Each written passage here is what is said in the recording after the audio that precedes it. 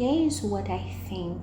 I don't think anyone can speak wholly about the love of God without touching on the wrath of God from which we were saved.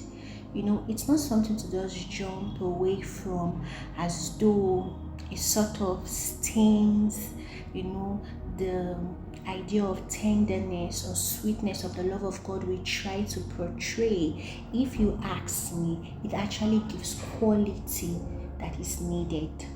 Let's take a while to look at the book of Hebrews that begins to talk about the year in, year out sacrifice of animals that needed to be done, to atone for our sins and, plead the wrath of God. But it was never enough. Something higher needed to be done.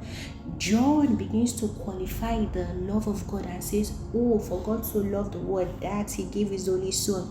The book of Hebrews begins to talk about the perfect sacrifice that Jesus had given. He had made us perfect once and for all. That made us holy once and for all. No longer do we need to go through the labors of continuous sacrifice. Romans again begins to say, "Oh, Christ demonstrates, his love for us, that while we were yet sinners, he died for us."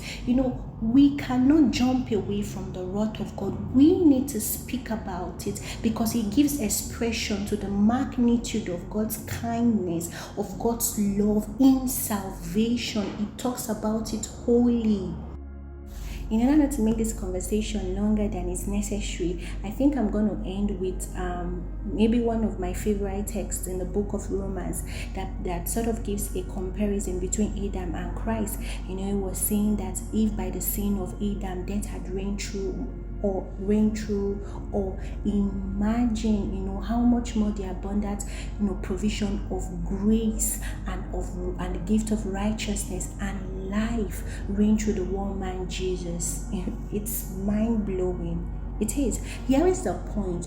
If you will talk about the love of God in its wholeness, you must talk about where we were, what we've transited into, the judgment that was upon us that was taken away, the wrath of God that was taken away, bought by the saving grace of God, and what we have received. That's how to make a comparison between the wrath of God and the love of God.